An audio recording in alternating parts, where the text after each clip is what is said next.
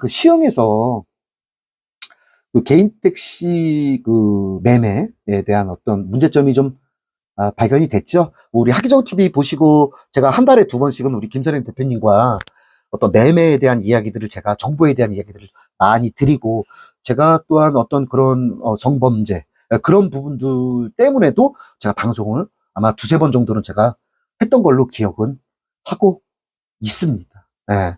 뭐 우리가 매매할 때 어떤 매매 상사나 조합을 통해서 뭐 이렇게 많이 하지만, 사실 어떤 그 사람이 정말 악의적인 마음을 먹고 그냥 어떤 성범죄를 저질렀어. 그리고 나서 악의적인 마음을 먹고 개인 택시를 내놨을 때 몰라요. 아무 얘기 안 하면. 법적인 판결이 딱 나왔을 때는 알 수가 있는데 그 전에는 전혀 모릅니다. 그다음에 또 우리 하기정 TV 이전에 한참 오래됐죠.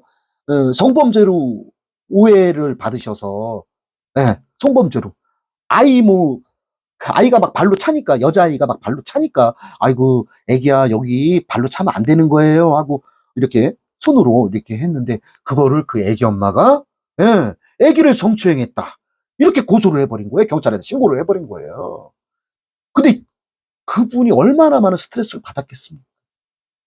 거의 2년 고생하셨어요.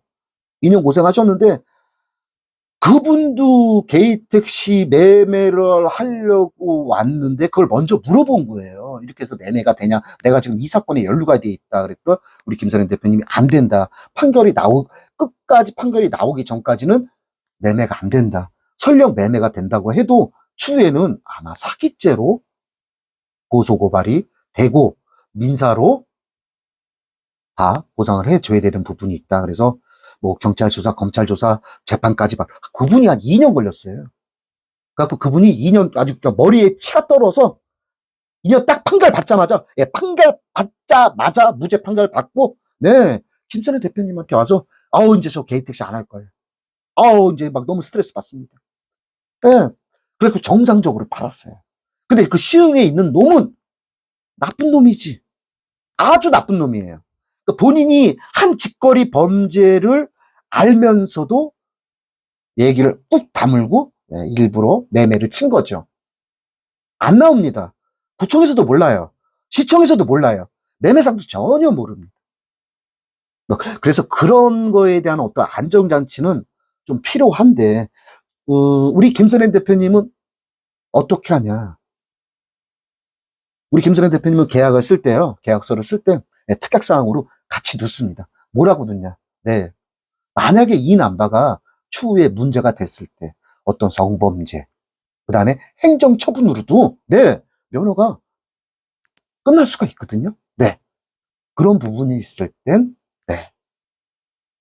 다 손해를 보상해 주겠다라는 특약사항을 넣습니다. 또한 그 개인 택시를 판매하시는 분, 그러니까 양도자죠. 양도자가 정말 모르잖아요. 행정처분이 이렇게 있는지, 아니면 성범죄로 어떤 수사를 받고 있고, 아니면 재판을 기다리고 있는 중인지도 모르기 때문에 그런 부분들도 같이 해서 사인을 같이 받습니다.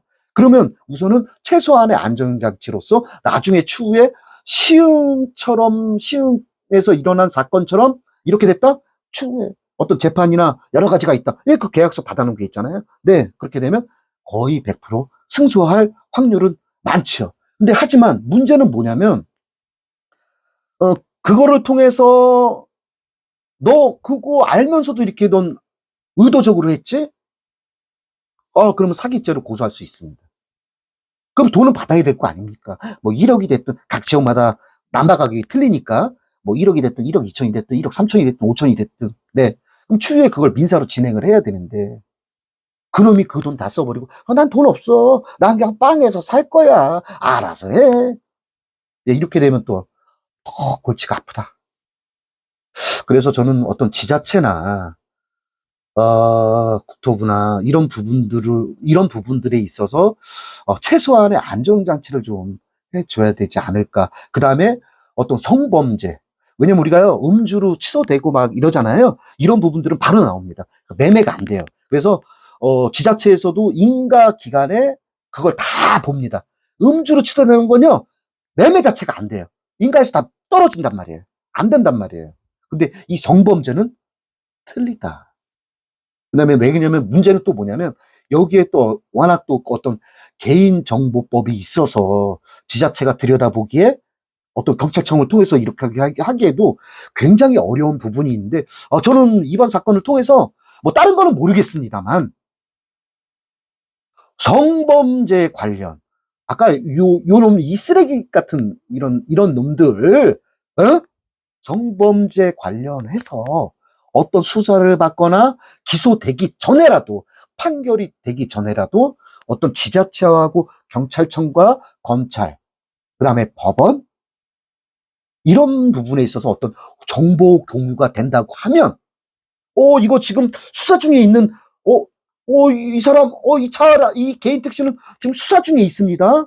이건 기소되기 전에 있습니다. 이거는 재판 대기 중에 있습니다. 이럴 때 그게 딱 정보가 드러나면 아예 우선은 판결이 다 나올 때까지는 아예 매매 자체가 안 되도록 그런 장치가 저는 필요하다. 이거는 우리가 김선인 대표님하고 저하고 늘 주장했던 이야기입니다. 아니 깜깜이잖아. 사는 사람도 몰라, 구청도 몰라, 시청도 몰라, 조합도 몰라. 이러면 누가 피해입니까? 정말 그분은 사갖고 1년, 2년 막 끌다가 갑자기 어느 날 날벼락이잖아. 야, 이 차량은 못 다닙니다. 면허 박탈. 면허 갖고 오세요. 내 시에서 갖고 갑니다. 예. 아니, 그럼 재산 완전히 다 싸그리 거기다 다 된 거잖아. 그 피해 누가 감당합니까? 그래서 저는요, 이 피해를 줄이기 위해선, 인가 기관 중에, 구청과 경찰청, 검찰, 그 다음에 법원을 통해서 이런 정보가 좀 공유가 되지 않을까? 네. 좀 그 장치만 있으면 된다. 라고 봅니다. 네. 그래갖고 저는 새빨간 거짓말로, 아이고, 나 저기 지금 성범죄, 저번에 저 여자, 이렇게 했는데, 나는 성추행, 나는 범죄자야. 이렇게 했는데도 내가 개인 택시니까 아까운 거야. 그러니까 말 입 꾹 다물고 내놓고, 빨리빨리 처리해. 이렇게 되는 거 아닙니까, 여러분? 그러니까 그런 나쁜 짓거리를 못하도록 그런 정보가 공유가 되면, 이 차는 땡땡의 땡땡땡 1, 2, 3, 4, 5는 예, 지금 성범죄 관련해서요. 네, 인천 서부경찰서에서 지금 수사 중에 있는 개인 택시입니다. 그럼 매매, 직권으로, 지자체, 직권으로 우선은 정지를 시켜놔야 된다. 운행 정지. 그럼 성범죄자가 또 돌아다니면 안 되잖아. 그죠? 운행 정지. 매매 정지. 그리고 나서 판결이 딱 났어. 근데 아까처럼 정말 억울하게 2년, 3년 있다가 판결 받으신 분들도 있잖아요. 억울하게. 억울하지만 그 사건을 피하기 전까지는 그래도 어떡합니까? 그래서 판결이 딱 나서 무죄. 이 판결 딱 했을 때는 운행할 수 있어. 매매할 수 있어. 네. 이렇게 해놔야 된다라는 이야기를 저는 꼭 드리고 싶어요. 왜냐면 저는 우리 김선행 대표님과 정말 오래도록 우리 하기정 TV를 통해서 4년 넘게 그 다음에 지금 우리 선영자동차 김선행 대표님하고는 4년 넘게 제가 유튜브 하기 이전부터도 매매에 대한 가격에 대한 어떤 정보 여러 가지 정보들을 같이 이야기를 했던 곳입니다.